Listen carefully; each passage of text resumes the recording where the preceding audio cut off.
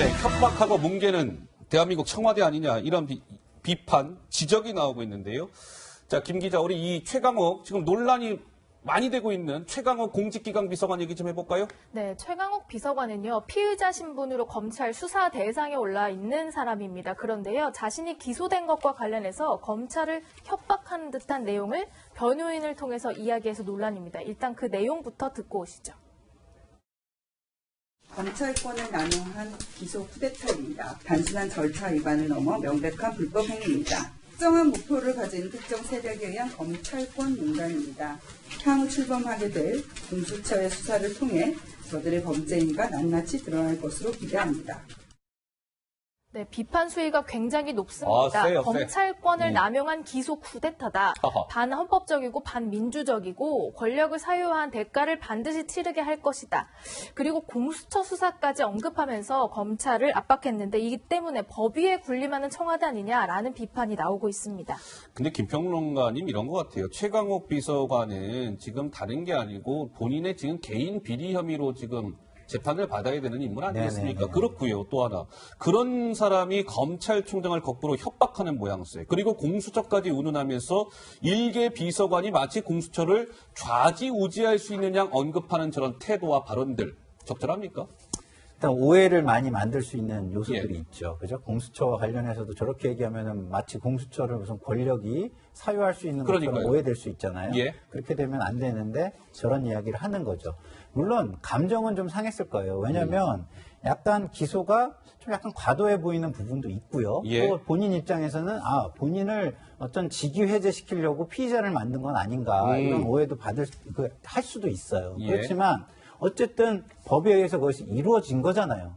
그러면 공직자로서 그 법에 따라서 어떤 행위를 해야 되는데 그거를 과도하게 마치 과거에 우병우 전 수석이 검찰에 가서 검찰을 팔짱 끼고 내려다보는 듯한 그런 모습으로 논란이 컸었죠. 뭐 기소 쿠데타니 예, 뭐 공수처가 어쩌니 이런 얘기를 한 것은 굉장히 부적절할 뿐만 아니라 앞으로 공수처를 바르게 만들어 가려는 여권의 의지에도 커다란 부담으로 작용하는 일을 한 것이다. 이렇게 보여집니다. 정 의원님 한 말씀 하시겠어요? 이제 기소가 좀 과도한 게 아니냐 이렇게 네. 김상일 평론가께서 이야기를 하셨는데 아마 윤석열 검찰총장을 비롯한 검찰들이 그 얘기를 들으면 고개가 갸우뚱해지지 않을까 이런 생각이 드는 이유가 예. 이미 그 정유라 당시에 그 이대 교수의 그 대리 뭐 시험이라든지 학사 비리라든지 또 선거 개입이라든지 이미 이 사건과 유사한 것에 대한 그 기소 전례 그리고 판례가 이미 만들어졌어요. 그러니까 그 검찰은 바로 일관성 있게 지금 그렇게 해오는 거거든요. 예. 그런데 그때는 잘한다고 적폐청산, 국정농단 이거 다 잘 타파했다 그러다가 이제 와가지고선 이런 말이 나오면 굉장히 의아해하지 않을까 이런 생각이 들면서 기소가 됐으면 이제 사법부의 판결을 기다리는 게 자유민주주의인데 지금 나오는 무슨 뭐 예를 든다면은 쿠데타라든지 또 뭐 굉장히 강한 얘기들이 나오는 거 보면은 이분들이 지금 권력의 자리에 있으면서 예. 오히려 지금 80년대 민주화 투쟁을 하고 있다고 지금 착각하고 있는 게 아닌가. 그러니까 자기들을 비판하거나 자기들의 대척점에 있는 사람들은 전부 반민주화 세력이라고 지금 착각하고 있는 게 아닌가 이런 생각이 들고요. 예. 한 비자가 이런 얘기를 했죠. 비리 법권천이라고. 근데 이 사람들 머릿속에는 비리 법권청이라고 생각하는 게 아닌가. 그러다 보니까 공수처와 관련해서도 예. 상식 이하의 말을 자기도 모르게 부지불식간에 내놓음으로써 이 사람들이 공수처와 관련해서 어떤 권력과 관련해서 어떤 생각을 하고 있는가를 그게 이해인지 오해인지는 모르겠지만 지금 그렇게 만들고 있어요. 권력 사유화에 대해서 비판하고 있지만 이런 게 권력 사유화입니다. 자기가 비서관이에요. 그리고 민간인으로 있을 때 지금 소위 인턴 증명서가 예. 이게 허위다라고 얘기를 했는데 세상에 이렇게 오만한 그것도 비서관이 쿠데타를 얘기한다라는 거는 오히려 본인이 권력자라고 생각하는 게 아니냐는 비양을 듣기에 충분합니다. 비아냥을 듣기에. 제가 과도한 기소라는 말씀을 충분히 설명을 하지 못한 것 같은데요. 조금 더 그러면 설명을 드리면 이런 겁니다. 정경심 교수 기소와 관련해서 그 소환도 안 하고 기소를 했다는 등 논란이 되게 많았어요. 그래서 네. 그게 아직까지도 이어지고 있습니다. 그러면 이성윤 지검장이 그러면 어쨌든 간에 그 최강욱 비서관을 소환을 한 다음에 하자 논란을 의식해서 그렇게 했다면 예. 그 좀 지금 당장 꼭 기소할 이유는 제가 볼 때는 없다고 보여진다는 겁니다. 그러면 그럼에도 불구하고 너무 이렇게 타이밍이나 이런 것들을 절차나 이런 것들을 조금 무리하게? 고려하지 않고 무리하게 가져가면 의도가 의심받을 수 있다. 이런 차원에서 저는 좀 약간 과도한 기소였다. 이런 제가 말씀을 그래서 드린 거예요. 잠깐 예. 말씀을 드리자면 그래서 이제 사법부의 판결을 기다리고 있지 않습니까? 일단 기소가 됐으니까. 그럴 뿐만 아니라 소환에 좀 불응했잖아요. 이 문제와 관련해서. 그런데 바로 이 그 조국 법무장관 딸과 관련해가지고 당국대 교수도 다 소환해서 그 질의응답 다 했고요. 예. 모든 법은 모든 사람에게 평등해야 되는 것인데 자기가 청와대에 있다는 일이 오히려 법 위에 있다라는 오만함을 보여줬다는 거에 있어서 분명히 문제가 있음을 지적하지 않을 수가 없어요. 우리 윤기찬 부위원장 한 말씀 하시겠어요? 뭐 과도한 기소라고 본인은 생각할 수 있어요. 네. 저도 개인적으로다가는 기소를 하느냐 마느냐의 재량 범위 내에 들어있다라고 생각을 합니다. 근데 기소가 된 이후에 저는 언행은 만약에 법원 가서 판결이 나온 이후에 해도 늦지 않음에도 불구하고 법 집행 최고 기구인 청와대에 소속된 분으로서 너무 과하다는 거 하나 하고요. 예. 그다음에 소환되지 않았다고 말씀을 주시는데 사실은 이메일로 그 서면지 수서를 내신 이후에도 4-5번 이상의 소환 통보를 받고 응하지 않고 계세요. 예. 그런데 본인은 스스로 말씀하십니다. 내가 참고인인 줄 알았다라고 말씀하시지만 사실은 저도 변호사지만 그 내역에 있는 거 보면 수재번호가 달려있기 때문에 저분이 군검사 할 때는 그게 아마 없었을 거예요. 네. 그래서 그렇게 생각할 수 있지만 물어봤어야 됩니다. 물어봤어야 검찰청에 된다. 전화해서 내가 모르면 피의자입니까라고 물어봤어야 물어보고 나서 능동적으로 법집행기관에 있는 분답게 이렇게 법집행에 협조를 했어야 됨에도 불구하고 예. 지금에 와서 그런 핑계를 대는 것은 설득력이 없다 이렇게 생각합니다. 아니, 그리고 저 최강욱 비서관 소환 통보서에는 자꾸 불응하시면 체포될 수 있습니다. 도 있고 미란다 원칙도 고지가 되어 있는데 과연 이 변호사 출신이라고 하는 최강욱 비서관이 그게 피의자 신분으로 출석을 요구한 것인지를 몰랐다고 주장하는 건 좀 설득력이 떨어진다. 이런 비판이 나온 바 있었었죠. 자, 최강욱 공직기강 비서관이 2017년 7월에 한 유튜브에 출연해서 이렇게 얘기한 바 있습니다. 들어보시죠. 검찰발 기사를 언론이 쓰잖아요. 그러면 그걸 받아가지고 지금 자유한국당 같은 이런 정치 집단에서 이걸 증폭을 시키잖아요. 보는 사람들로 하여금 저게 저런 거였구나 하고 세뇌되게 만들어버리는 이 짓거리를 계속하니까 지금 밝은 눈으로 이제 검찰의 잘못된 점들을 찾아내실 수 있고 또 그걸 살펴보실 수 있으니까 그걸 거기서 끝내지 말고 우리가 기억하고 잊지 않고 다음에 이런 짓을 저지른 사람은 정말 평생 고개를 들고 다니지 못하도록 만들어주겠다라는 거. 잘 있는 순간이고 쪽팔리면 영원하다라는 걸 확실하게 새겨주고 그렇게 검찰을 바꿔나갔으면 좋겠습니다. 네, 검찰을 향한 비판의 메시지는 2017년에도 나왔었던 것 같습니다. 직접 듣고 오셨고요. 버티기 최강자 아니냐, 최강욱 비서관이. 김 기자, 그런 얘기 나옵니까? 논란의 중심에 서 있고 또 피의자 신분으로 재판에 넘겨졌음에도 불구하고 자리 유지를 계속하고 있다. 이런 내용입니다. 아, 그래요? 최강욱 비서관이 기소됐는데도 사퇴 의사를 밝히지 않고 있다. 이런 거고요. 문재인 정부 청와대 비서관급 인사 중에 이런 식으로 좀 물러난 사람들이 몇몇 있는데 검찰 기소가 된 이후에 현직을 유지하는 사람은 최강욱뿐이다라는 분석도 나왔습니다. 예.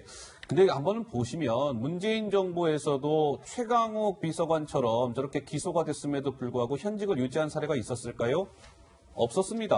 한번 저희가 정리해봤어요. 자, 보시면 신미숙 전 균형인사비서관은 검찰 수사 단계에서 스스로 나왔고, 김종천 전 의전비서관은 기소 전에 사퇴했고, 송인배 전 정무비서관은 기소 전에 역시 사퇴, 조국 전 법무부 장관조차도 기소 전에 법무부 장관 한 달 조금 넘게 하고 스스로 사퇴했어요. 그리고 조윤선, 우병우 등 마찬가지로 이건 뭐 과거 정보긴 합니다만 검찰 수사 단계에서 사퇴했고, 우리 김평론가 보시기에는 이쯤 되면은 최강욱 비서관이 현직을 유지하는 게 과연 맞는 겁니까? 아니면 과거 전례에 비춰봤을 때 옷 벗고 나와야 됩니까? 어떻습니까? 글쎄요, 이제 그 최강욱 비서관이 아주 고위공직자냐 이거에 따라서 조금 수위는 바뀔 수 있으나 최소 그 검찰에 영향을 줄 수 있는 보직에서 해제되는 것 정도는 되는 것이 맞겠죠. 직위 해제? 달래고, 직위 해제 정도의 거는 아니면 스스로 직위를 내려놓고 내려놓거나. 다른 업무에 뭐 이렇게 좀 해달라고 그 자청을 하거나 예. 이런 정도는 그동안의 공직 사회의 관례에 비추어 보면 그것이 이해 충돌을 방지하고 공무원으로서 그 굉장히 공정한 몸가짐이나 어떤 공직을 수행할 수 있는 그런 위치에 갈 수 있는 거기 때문에 예. 그게 좀 더 바람직한 거는 맞고 관례에 맞는 것이라고 보여집니다. 네, 뭐 시청자 여러분들 판단은 어떠신지요? 어쨌든지 간에 지금 조국 아들 인턴 증명서 허위 발급에 관여된 거 아니냐라는 의혹으로 업무방해 혐의로 불구속 기소가 된 최강욱 비서관이 대한민국 가장 힘 있다는 청와대 비서관 자리를 그대로 유지하면서 재판을 받겠다? 우리 시청자 여러분들 판단이 다 있으실 거라고 생각을 하고요. 자, 최강욱 비서관에 이어서 김 기자. 검찰 소환에 불응하고 있는 또 지금 청와대에 비서관이 있다는데 누굽니까? 네, 이광철 민정비서관입니다. 말씀하신 대로 지난 2018년 지방선거 때요. 이광철 비서관은 민정비서관실의 선임 행정관이었고요. 당시 김기현 전 울산시장의 측근 비리 첩보 생산 또 이첩 과정에 관여한 혐의를 받고 있는데 관련해서 검찰로부터 피의자 신분으로 3차례나 출석 요구를 받았는데 이에 대해서 사유서 같은 것도 내지 않고 지금 무작정 거부하고 있다 이런 겁니다. 아하. 검찰 관계자 이번에도 역시 정당한 이유 없이 만약에 소환에 불응할 경우에는 원칙적으로 강제 수사를 할 수 있다라는 방침을 밝혔음에도 불구하고 여전히 묵묵부답인 상태로 전해지고 있습니다. 네, 이광철 대통령 민정비서관. 당시에 청와대 선거개입 의혹 사건이 불거졌을 때 그 당시에 이광철 비서관은 민정비서관실에 아마 선임행정관이었을 거예요. 지금은 이제 승진해서 민정비서관인데 검찰이 좀 나와서 조사 좀 받읍시다. 청와대 선거개입 의혹과 관련해서 우리 이 비서관이 선임행정관 할 때 왜 김기현 관련해서 첩보가 청와대에 접수가 됐고 다 일선 경찰에 다 하달이 됐는데 그것 좀 한번 봅시다 했는데 3차례나 소환 통보를 그것도 피의자 신분으로 출석을 요구했는데 이광철 비서관은 묵묵부답 묵살하고 있다는 거죠. 정 의원님, 우리 청와대 관계자들이 좀 제때 이렇게 좀 수사 좀 받자고 하는데 하나같이 다 좀 불응하고 있는 모양새 어떻습니까? 그러니까 더 의혹이 확대 재생산되지 않겠습니까? 예. 본인들이 당당하다면 나와야 되는데 지금 이 이광철 비서관뿐만 아니라 임종석 전 실장 어허. 같은 경우도 그렇고요. 한병도 정무수석도 아직 응하지 않은 것으로 제가 알고 있는데 예. 이 사람들이 이렇게까지 이 법의 어떤 그런 그 잣대랄까 또는 이러한 그 관련해가지고 응하지 않으면서 과연 국민들께 법을 지키라고 할 자격이 있겠습니까? 예. 더군다나 이제 청와대 사람은 아니지만 제일 웃기는 게 이 황운하 그 울산 경찰청장 같은 경우 자기 맞습니다. 바빠서 2월 4일 날 나가겠다 그랬는데 지금 요번에 그 소위 인사학살이라고 하는 그런 그 추미애 장관의 인사권이 제대로 이제 시행되는 게 2월 3일 아니에요. 정부 예, 예. 인사 이동하는데 자기는 2월 4일 날 나가겠다? 이거 얼마나 웃기는 얘기입니까? 그러니까 이거 지금 보면은 이런 행동 자체가 뭐 선거 개입을 포함하여 유재수 감찰 중단도 그렇고 예. 자기네들이 투명하고 당당하면 이렇게 할 이유가 없겠죠. 투명하면은 왜 소환에 불응하겠느냐 뭐 이런 말씀이신 것 같고. 근데 또 하나는 청와대가 법원 영장마저도 지금 청와대가 무시하고 있는 것 아닙니까? 라는 얘기가 나옵니다. 지난 10일 한번 시청자 여러분들 기억하세요. 검찰이 청와대에 자치발전 비서관실에 대한 압수수색을 시도한 바가 있습니다. 청와대 이거 선거개입 의혹과 관련된 겁니다. 근데 그때 청와대가 거부했잖아요. 그래서 그 압수수색이 불발된 바 있습니다. 그 이후에 벌써 20일 가까이 되잖아요. 10일 날 얘기니까. 여전히 청와대가 압수수색과 관련된 거부 사유서를 제출을 하던가 아니면 제3의 장소에서 임의 제출을 하든가 둘 중에 하나는 해야 되는데 2개 모두 지금 다 거부하고 있다는 거예요. 자, 이 압수수색 영장이라는 것은 검찰이 하고 싶다고 할 수 있는 게 아닙니다. 검찰이 법원에 영장을 청구하면 법원이 영장을 발부해줘야 압수수색이 가능한 것인데 법원이 적법 절차에 의해 발급한 압수수색 영장마저도 대한민국 청와대가 무력화시키고 있는 것 아닙니까? 이런 얘기인데 우리 윤기찬 부위원장 한 말씀 하시죠. 그 청와대가 민주적 통제를 강조하고 계신데 예. 사실은 사법 통제는 받아야 되는 거거든요. 아하. 아무리 선출직이라 하더라도. 예. 근데 법원에서 압수수색 대상과 장소를 특정해서 발부를 한 영장을 위법하다고 말씀하시는 거예요. 위법하다. 위법하다. 위법한 여부는 법원이 판단하는 겁니다. 어허. 법을 집행 대상 기관이 할 말은 아닌데도 불구하고 위법하다면서 아직까지 응하고 있지 않은 거고요. 이미 제출을 몇 번 얘기를 했는데도 불구하고 안 했기 때문에 압수수색 영장을 발부받아서 가서 그것도 협조를 구했던 것인데 목록하고 다르다고 지금 내주지 않는 거거든요. 그렇다면 목록하고 같은 것만 내줘도 되는 것인데 그 일부조차도 안 내주고 있다는 것은 애당초 의사가 없다. 이렇게 생각되고 청와대 입장에서 보면 사법통제 위에 있다는 어떤 권력의식이 있지 않는 것이냐. 이런 좀 의혹이 듭니다. 알겠습니다. 아까 정호김 의원께서 잠깐 말씀을 주셨는데 이분 얘기로 넘어가겠습니다. 그러면 자연스럽게. 황운하 전 울산지방경찰청장 얘기를 좀 해볼 텐데 어제 채널A가 또 좀 단독으로 취재한 부분도 있고요. 자, 김민지 기자 좀 설명 들어가 보죠. 네, 여권 인사들이 잇따라 검찰 출석에 불응하고 있다라는 말씀을 드렸는데요. 이 황운하 전 청장 또한 마찬가지입니다. 먼저 관련 영상부터 보고 오시죠. 그 선거 개입 수사로 이렇게 몰아가려면 그러면은 법으로 규정을 해줘야 됩니다. 언제부터는 선거하지 마, 수사하지 말아라. 네. 그렇지 않으면은 언제부터 하는 것은 선거에 영향을 주는 수사입니까? 지금 검찰이 진행하고 수사는 총선이 5달밖에 안 남은 시점에서 엄청난 선거 개입을 하는 겁니다. 그렇지. 너무 와닿는데요. 네. 저는 선거에 나가겠다는 의사를 공식 표명한 상황입니다. 저는 선거에 나가기 위해서 명예퇴직 신청했는데 검찰이 수사 중이라고 그러면서 안 받아줘, 명예퇴직. 1년 6개월 끌고 있으면서 수사 중이라고 하면서 명예퇴직을 못한다고 막았어요. 엄청난 선거 개입을 하고 있는 거예요, 지금.